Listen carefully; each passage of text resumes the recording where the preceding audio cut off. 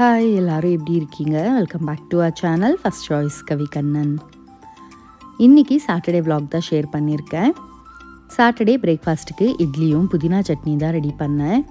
இந்த புதினா சட்னி ரொம்பவே டேஸ்ட்டாக இருக்கும். கண்டிப்பாக நீங்களும் ட்ரை பண்ணி பாருங்கள். இட்லி தோசையோட ஒரு பெஸ்ட்டு காம்பினேஷன்னு சொல்லலாம். இதை நான் எப்படி செய்வேன்றதை சிம்பிளாக உங்களோட ஷேர் பண்ணியிருக்கேன். வாங்க பார்க்கலாம். ஒரு கடாயில் எண்ணெய் விட்டுட்டு ஒரு டேபிள் ஸ்பூன் அளவுக்கு கடலைப்பருப்பு உளுத்தம்பருப்பு சேர்த்துருக்கேன். நல்ல கலர் மாறும்போது ஒரு 5 காஞ்ச மிளகாவும் சேர்த்து அதை நான் பிளேட்டில் மாற்றி எடுத்துக்கிறேன். நீங்கள் அது கூடவே தேங்காயும் போட்டு வதக்கிடலாம். நான் வதக்க மறந்துட்டேன், அதனால தான் அப்புறமா வதக்கினேன். அதே எண்ணெயில் ஒரு கைப்பிடி அளவுக்கு வெங்காயம், 2 பெரிய சைஸ் தக்காளி, ஒரு 5 பச்சை மிளகா, பூண்டு ஒரு 5 பல், அப்புறமா சின்ன சைஸ் புளி சேர்த்துருக்கேன். இது எல்லாமே நல்லா வதங்கின பிறகு நல்லா ஒரு 2 கைப்பிடி அளவுக்கு புதினாவையும் கொத்தமல்லியும் சேர்த்து எடுத்திருக்கேன். அதையும் சேர்த்து நல்லா வதக்கணும். வதக்கின பிறகு பார்த்திங்கன்னா நல்லா அந்த புதினா எல்லாமே சுருண்டு வரும். அந்த ஸ்டேஜில் ஒரு பிளேட்டில் மாற்றி வச்சுட்டு நல்லா ஆற வச்சுட்டு தான் மிக்ஸி போடணும். அப்போ தான் டேஸ்ட் நல்லாயிருக்கும். மிக்ஸி போடும்போது பார்த்திங்கன்னா ஃபஸ்ட்டு நம்ம வதக்கி வச்சுருந்த உளுத்தம்பருப்பு கடலைப்பருப்பையும் சேர்த்து அரைச்சிடணும். தேங்காவையும் சேர்த்து அரைச்சிட்டு அப்புறமா தான் நம்ம வதக்கி வச்சுருந்த புதினாவை சேர்க்கணும். ஒன்றாவே சேர்த்துட்டோன்னா ரொம்ப பேஸ்ட் மாதிரி ஆகிடும். பார்க்கவும் நல்லா இருக்காது, அது டேஸ்ட்டே ரொம்ப மாறிடும். அதனால் ஃபஸ்ட்டு எப்போவுமே கடலைப்பருப்பு உளுத்தம்பருப்பை அரைச்சிட்டு அப்புறமா இந்த புதினா பேஸ்ட்டு போட்டு 2 பல்ஸ் போட்டிங்கன்னா சட்னி அவ்வளோ டேஸ்ட்டாக இருக்கும். இதுக்கு தாளிக்க கூட தேவையில்லை. உங்களுக்கு வேணும்னா நீங்கள் கடுகு கருவேப்பிலை பெருங்காயம் போட்டு தாளிச்சிக்கலாம். நான் அன்றைக்கி தாளிச்சிருந்தேன். இது இட்லியோடு நான் அன்றைக்கி சர்வ் பண்ணியிருந்தேன். பசங்க எல்லாருமே அவ்வளோ விரும்பி சாப்பிடுவாங்க. அதுக்கப்புறமா பிரேக்ஃபாஸ்ட் எல்லாம் முடிஞ்ச பிறகு நான் தலைக்கு நல்லா எண்ணெய் வச்சுட்டு இருந்தேன். நல்லெண்ணெயை நல்லா சூடு பண்ணி தலைக்கு தேய்ச்சிருந்தேன். கண்டினியூஸாக பார்த்திங்கன்னா ஃபங்க்ஷன்ன்றதுனால சுற்றினே இருக்கிற மாதிரி தான் இருக்குது. அதுக்கப்புறமா வெளியில் ஃபுட்டு, அப்புறமா ஆனிவர்சரிக்காக அப்போவும் வெளில போயிருந்தோமா, அதனால் கொஞ்சம் வெளியில் ஃபுட்டு சுற்றுறதெல்லாம் அதிகமாக இருக்கிறதுனால உடம்பு நல்ல சூடான மாதிரி இருந்துச்சு. அதனால நல்லெண்ணெயை தான் சூடு பண்ணிவிட்டு தலைக்கு தேய்ச்சிருந்தேன். அதை நம்ம தலை கசக்கணுன்னா அந்தளவுக்கு போகாது. அதனால எப்போவுமே இந்த மாதிரி கடலை மாவை கரைச்சிட்டு அப்ளை பண்ணிவிட்டு ஒரு 1/2 hour விட்டு நம்ம தலை கசக்கணுன்னா நல்லா இந்த ஏர் ஸ்பா பண்ணும்போது எப்படி இருக்குமோ அந்த மாதிரி நல்லா ஃப்ரெஷ்ஷாக இருக்கும். அதனால கடலை மாவு தான் அப்ளை பண்ணேன். தலைக்கு போட்டிருக்கிற கடலை மாவு காயறதுக்குள்ளே நம்ம சமையல் முடிச்சிடலான்றதுக்காக தான் சமையல் பண்ண வந்துட்டேன். அன்றைக்கி லஞ்சுக்கு தக்காளி தொக்கு ரெடி பண்ணிவிட்டு பொரியலுக்கு பார்த்திங்கன்னா கேரட்டும் பீட்ரூட் பொரியல் தான் செஞ்சுருக்கேன். கேரட் பொரியலை பார்த்திங்கன்னா சாதத்தில் போட்டு பிசைஞ்சு பசங்க சாப்பிடுவாங்க, அவங்களுக்கு ரொம்ப பிடிக்கும். அதனால தான் மத்தியானத்துக்கு கேரட் பொரியல் செஞ்சுட்டு அதோட நைட்டுக்கு பார்த்திங்கன்னா சப்பாத்திக்கு பீட்ரூட் பொரியலும் தக்காளி தொக்கும் வச்சுன்னு சாப்பிட்டுப்பாங்கன்றதுக்காக தான் எக்ஸ்ட்ராவாக பண்ணியிருந்தேன். இந்த சாப்பர் ரொம்பவே யூஸ்ஃபுல்லாக இருக்குது. ஒரு மாதிரி நாம் இப்படி அர்ஜெண்ட்டாக செய்யணும் இல்லை ஸ்கூல் டைம்ஸில் எல்லாம் பண்ணணும் அன்னும்போது சாப் பண்ணுறதுக்கு ரொம்பவே ஈஸியாக இருக்குது. பீட்ரூட் எல்லாம் கூட சாப்பரில் போட்டு தான் கட் பண்ணி அன்றைக்கி செஞ்சுருந்தேன். இப்படி கட் பண்ணி பீட்ரூட் செஞ்சால் பசங்களுக்கு 2 பேருக்குமே பிடிக்கும். ஆனால் எனக்கு துருவிட்டு செஞ்சால் தான் பிடிக்கும். சரி, இப்போ எப்படியோ வேலை ஜாஸ்தி, கேரட்டையும் துருவி தானே செஞ்சுருக்கோன்றதுனால நான் கட் பண்ணி சேர்த்துருந்தேன். சைட் பை சைடு அவங்க பசங்களுக்குமே பொமோகிரானட் ஜூஸ் போட்டு கொடுத்துட்டு நானுமே ஒரு கிளாஸ் குடித்தேன். அதுக்குள்ளே பார்த்திங்கன்னா லஞ்சுமே ரெடி ஆகிடுச்சு. இதெல்லாம் ரெடி பண்ணி வச்சுட்டு அதுக்கப்புறமா பார்த்திங்கன்னா நான் போய் குளிக்க போயிட்டேன். ஏன்னா குளிச்சுட்டு வந்த பிறகு தான் நம்ம அடுத்த வேலை செய்ய முடியும்ன்றதுனால குளிச்சுட்டு வந்துட்டு அதுக்கப்புறமா தான் சாதம் வச்சேன். சாதம் வச்சிட்ட பிறகு சாட்டர்டே எங்கே போய் வந்தாலும் நம்ம வேலையை நம்ம முடிச்சிட்டா தான் நமக்கு அந்த வீக் ஃபுல்லாக ரிலாக்ஸாக இருக்கும். எப்போவுமே நான் சாட்டர்டேஸ் இந்த ரீஃபில்லிங் வேலை எல்லாமே வச்சுப்பேன். இப்படி சாட்டர்டே ஃபில் பண்ணிட்டேன்னா எனக்கு வீக்குக்கு ஃபுல்லாகவே பார்த்திங்கன்னா எத்தையுமே தேடுற மாதிரி இருக்காது. ஏன்னா எல்லா கண்டெய்னர்ஸும் ஃபுல்லாக தானே இருக்கும். ஸ்கூலுக்கு கிளப்பி விடும்போது நமக்கு காலையில் சமைக்கும்போது அது இல்லை இது இல்லைன்னு தேடினா இல்லை அப்போ எடுத்து ஃபில் பண்ணோன்னா ரொம்பவே டென்ஷன் ஆகும் இல்லையா. அதனால அந்த ரிஸ்கெல்லாம் வச்சுக்க மாட்டேன். எப்போவுமே சாட்டர்டேஸ் ரீஃபில் பண்ணிப்பேன். அதே மாதிரி மிளகாத்தூள் எல்லாமே காலி ஆகிட்டு இருந்துச்சு. சக்கரை கொஞ்சம் பாதி டப்பா தான் இருந்துச்சு, அதையுமே ரீஃபில் பண்ணிவிட்டு அதையும் டப்பா அப்படியே கையோட தொடச்சி வச்சுட்டேன். இந்த மசாலா டப்பாவில் எப்போவுமே பார்த்திங்கன்னா சென்டரில் இருக்கிறது மஞ்சள் வச்சுருக்கேன். அதுக்கப்புறமா 2 கப்பில் வந்து தனியாதூள், 3 கப்பில் வந்து சில்லி பவுடர்ஸ் எடுத்திருக்கேன். இன்னொரு கப்பில் பார்த்திங்கன்னா காஷ்மீரி சில்லி பவுடர் தான் எடுத்திருக்கேன். ஏன்னா மிளகாத்தூள் எப்போவுமே அம்மா தான் அரைச்சின்னு வந்து கொடுப்பாங்க. அது ஏதோ கலர் கொஞ்சம் டல்லாக இருக்கிற மாதிரி இருக்குது. அதனால எப்போவுமே சில்லி பவுடர் வச்சுருப்பேன். இப்போன்னு கிடையாது, எப்போவுமே வந்து இந்த பிரியாணி எல்லாம் தாளிக்கும் போது கொஞ்சம் இந்த பவுடர் போட்டால் தான் கலர் வந்து நல்லா டார்க்காக இருக்கும். நான் எப்போவுமே எதுக்குமே வந்து கலர் பவுடர் வந்து யூஸ் பண்ண மாட்டேன். அது கேசரி பாத்தே செஞ்சால் கூட நான் வந்து கலர் பவுடர் யூஸ் பண்ண மாட்டேன். அதனால கலரே இருக்காது. பிரியாணி எல்லாம் செய்யும்போது இந்த மாதிரி டார்க்காக கொஞ்சம் சில்லி பவுடர் போட்டால் தானே நல்லாயிருக்கும். அதனால் எப்போவுமே அதையும் மசாலா டப்பாவில் தான் வச்சுருப்பேன். குட்டி பசங்களை மெயின்டைன் பண்ணுறது ஈஸியாக நினைப்பேன். ஏன்னா பாருங்கள், மிளகாத்தூள்னு தெரிஞ்சு அதில் வந்து கை வச்சு விளையாடுறாங்க. சரின்ட்டு கையேடுறா கண்ணேறி போதுன்னு சொல்லிட்டு உடனே அந்த கையோட தொடச்சி விட்டுட்டேன். மசாலா டப்பா ஃபில் பண்ணிட்ட பிறகு 2 வீக்ஸ் ஒன்ஸ் வந்து இந்த மாதிரி எடுத்துகிட்டு தொடச்சி விடுவேன். வாரமே பண்ண மாட்டேன். ஏன்னா அந்தளவுக்கு டஸ்ட் இருக்காது. 2 வாரத்துக்கு ஒரு வாட்டி தான் எடுத்து தொடச்சி விடுவேன். போன வாரம் பண்டிகைக்கு தொடச்சது, அதுக்கப்புறமா துடைக்கலான்றதுக்காக கையோடு எடுத்துட்டு டப்பா எல்லாமே அந்த கிளாஸ் பாட்டில் எல்லாமே நம்ம கை ஈரமாக எடுத்துருப்போம் இல்லையா, கொஞ்சம் எண்ணெய் ஜிட்டாக இருக்கும். அதனால அப்படியே ஈர துணியோடு அதையும் தொடச்சிட்டு மீதி இருக்கிற மசாலா டப்பாவையுமே அப்படியே ஃபில் பண்ணி விட்டுட்டேன்.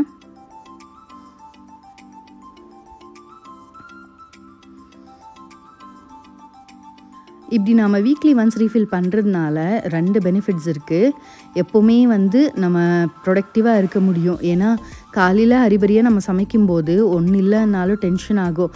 இன்னொன்று நம்ம இன்னொரு கண்டெய்னரில் இருக்குதுன்னு நினச்சிருப்போம். ஆனால் காலையில் சமைக்கும்போது அந்த ஐட்டம் இல்லைன்னா அதுவே பாதி காலையில் ப்ரெஷர் ஆகும் இல்லையா. அந்த ப்ரெஷர் ஒன்று தவிர்க்கலாம். அதுக்கப்புறமா இப்படி நம்ம வீக்லி ரீஃபில் பண்ணுறதுனால இப்போ ஏதாவது ஒரு ஐட்டம் இல்லைன்னாலும் அதை லிஸ்ட் அவுட் பண்ணிவிட்டு நம்ம அந்த சண்டே வாங்குறதோ இல்லை அந்த வித்தின் 2 டேஸில் வாங்குறதோ நம்ம அதை வந்து பிளான் பண்ணிப்போம். அதே நம்ம பார்த்துக்கலான்னா நம்ம அந்த ஐட்டம் இருக்குதுன்னு நினச்சிட்டு வாங்க விட்டுடுவோம். இல்லாட்டி இருக்கிற ஐட்டமையே போயிட்டு 2 வாட்டியாக வாங்கின்னு வந்திருப்போம். அந்த தப்பு நடக்கக்கூடாதுன்றதுக்காக தான் வீக்லியுமே இப்படி ரீஃபில் பண்ணிவிட்டு என்ன ஐட்டம் இருக்குது என்ன இல்லைன்றதை பார்த்து வச்சுப்பேன். அதுக்கப்புறமா முக்கியமாக பார்த்திங்கன்னா எண்ணெய் ஃபில் பண்ணுறது தான். ஏன்னா வீக்லி ஒன்ஸ் நான் வந்து 2 கண்டெய்னரில் யூஸ் பண்ணுறேன். இது வந்து காலி ஆகிடும். அதுவுமே இப்படி ஃபில் பண்ணி வச்சுட்டு தொடச்சி வச்சுட்டேன்னா இதுவுமே வந்து ஈஸியாக இருக்கும் நம்ம எடுத்து யூஸ் பண்ணிக்கிறதுக்கு. இப்படி தான் வந்து இதெல்லாம் ஒரு சின்ன வேலைன்னு தான் நினைக்கலாம். ஆனால் இப்படி பண்ணுறதுனால நம்ம வேலை செய்யும்போது அப்படின்னா கிச்சனில் சமைக்கும்போது அவ்வளோ ரிலாக்ஸிங்காக இருக்கும். நான் வந்து 4 பாட்டில் வச்சுருந்தேன். அதில் ஒரு பாட்டில் வந்து மோய் தொடச்சிட்டாங்க. அதனால தான் அந்த பிளாஸ்டிக் பாட்டில் வந்து வாங்கிட்டேன். ஒரு பாட்டிலில் தேங்காய் எண்ணெய், இன்னொரு பாட்டிலில் வந்து நல்லெண்ணெய், அதுக்கப்புறமா ஒன்று வந்து கலக்காய் எண்ணெயை ஊற்றி வச்சுருப்பேன். அது வந்து காலி ஆகிட்டு இருக்கிறதால 2 பாட்டிலுமே சன்ஃப்ளவர் எண்ணெய் தான் வந்து இப்போ ஊற்றி வச்சுருக்கேன். கீழே எல்லா வேலையும் முடிஞ்ச பிறகு மேலே வந்து துணி எல்லாமே பேக் பண்ணி வச்சுட்டேன். அப்போ தான் வந்து கிளம்புறதுக்கு கரெக்டாக இருக்கும். ஏன்னா 1:30 கிளம்பணும்னு சொல்லியிருந்தாங்க. அதனால அதுவுமே துணி என்னென்ன எடுத்துன்னு போகணுமோ பேக் பண்ணி வச்சுட்டு அதுக்கப்புறமா ஹஸ்பண்ட் வர்றதுக்குள்ளே நம்ம லஞ்சு சாப்பிட்டுடலான்றதுக்காக நான் லஞ்சு சாப்பிட்டேன். ஏன்னா அப்போ தான் வந்து அவங்களுக்கு பரிமாறதும் இருக்கிறது ஏதாவது எடுத்து வைக்கணுமான்னு தோணும். அதனால நமக்கு இவ்வளோ வேலை செஞ்சுற வேலைக்கு பசி எடுத்துடுச்சு. சரி சாப்பிட்டுட்டேன். சாப்பிட்ட பிறகு ஹஸ்பண்டும் வந்தாங்க. அதுக்கப்புறமா அவரும் சாப்பிட்ட பிறகு எல்லாத்தையும் பேக் பண்ணிவிட்டு நாங்கள் ஊருக்கு கிளம்பிட்டோம். ட்ராவலிங்கன்னு பார்த்திங்கன்னா எப்போவுமே நான் சொல்கிற மாதிரி குடியாத்தோ அந்த பக்கம் போனோம்னா தமிழ்நாடு பக்கம் போனால் அந்தளவுக்கு டிராஃபிக் இருக்காது. அதனால எங்களுக்கு போகிறதுக்கு அந்த அளவுக்கு தெரியறதில்ல. ஜாலியாக அப்படியே பாட்டு கேட்டுன்னு பேசினே போய் சேர்ந்துடுவோம். ஆனால் எப்போவுமே இந்த கேஜிஎஃப் பக்கம் போனோன்னா அவ்வளோ டிராஃபிக்காக இருக்கும். அன்றைக்கும் அவ்வளோதான், சரியான டிராஃபிக்கில் மாட்டினோம். நாங்கள் கிளம்புனதே பார்த்திங்கன்னா 1:30 வீடு விட்டுட்டோம். ஆனால் கேஜிஎஃப் போகிறதுக்கு 6:30 ஆச்சு. அந்தளவுக்கு செம்ம டயர்டாகிடுச்சு. போகிற வழியில் பார்த்திங்கன்னா நடுவில் ஒரு பிரேக் எடுத்தோம். அங்கே வந்து ஒரு சமோசா வாங்கி அதுக்கப்புறமா டீ குடிச்சிட்டு அங்கேருந்து கிளம்புனோம். எவ்வளோ தூரம் வேணாலும் ட்ராவல் பண்ணலாம். ஆனால் இந்த டிராஃபிக்கில் மாட்டிட்டால் மட்டும் அவ்வளோ கடுப்பாக இருக்கும். எதுக்கு டப்பா நம்ம இந்த ட்ராவலிங்குன்ற மாதிரி தோணிடும். சரி இருந்தாலும் நம்மளால் எதுவுமே தவிர்க்க முடியாது இல்லையா. கண்டிப்பாக சில ஃபங்க்ஷன்ஸ் எல்லாம் அட்டென்ட் பண்ணி தான் ஆகணுன்றதுக்காக தான் அன்றைக்கி போனோம். ஹஸ்பண்டோட அக்கா வீட்டில் தான் வந்து குரு பிரவேசம் இருந்துச்சு. அதனால தான் போயிருந்தோம். குருப்பிரவேசம் பார்த்திங்கன்னா மறுநாள் தான். ஆனால் நைட் வந்து வாஸ்து பூஜை இருந்துச்சு. சரி மறுநாள் வந்து நம்ம இன்னொரு ஃபங்க்ஷனுக்கு போகணுன்றதுக்காக நைட்டே போயிட்டு அட்டெண்ட் பண்ணிவிட்டு ஒரு 1/2 அன் ஹவர் அங்கேயே டைம் ஸ்பெண்ட் பண்ணிவிட்டு அதுக்கப்புறமா தான் கிளம்பி வந்தோம். வாஸ்து பூஜை பண்ணுறதுக்கு எல்லாமே ரெடி பண்ணி வச்சுட்டு இருந்தாங்க. பார்க்கவே அழகாக இருந்துச்சு.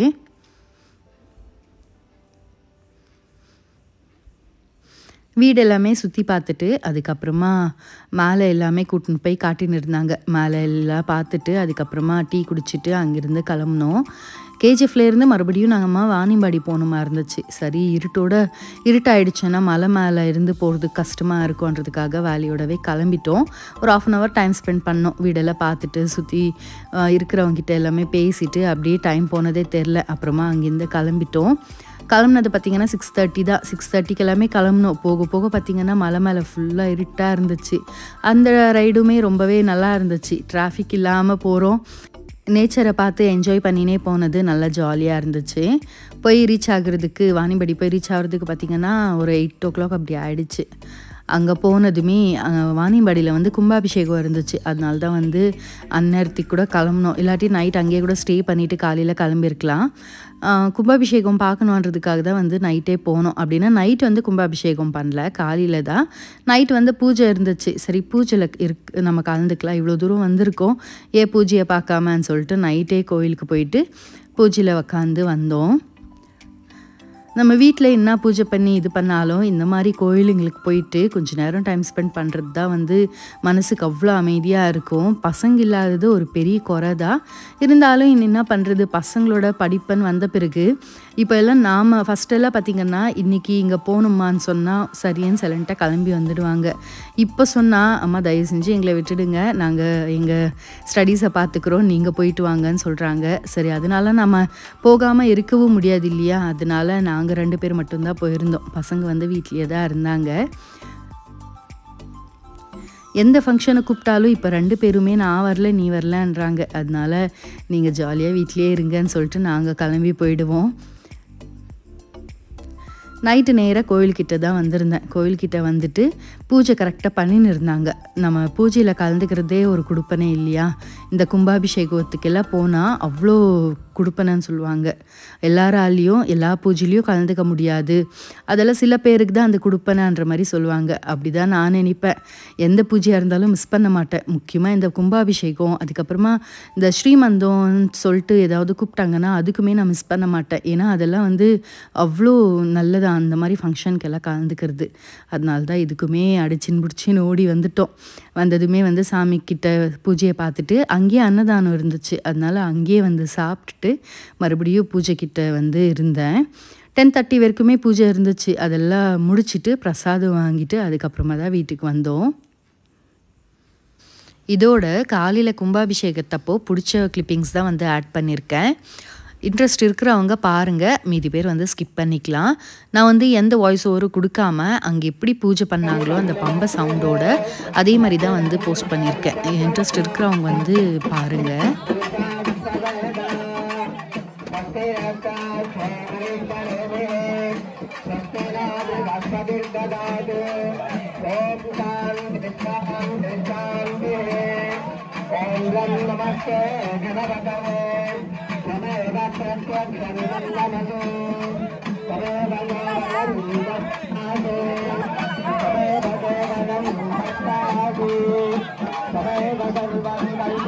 பூஜையில் வச்சுருந்த முக்கியமான 3 கலசத்தை பார்த்திங்கன்னா அப்படியே கோயிலை ஒரு ரவுண்ட் சுற்றிட்டு மேலே கொண்டு போயிட்டாங்க.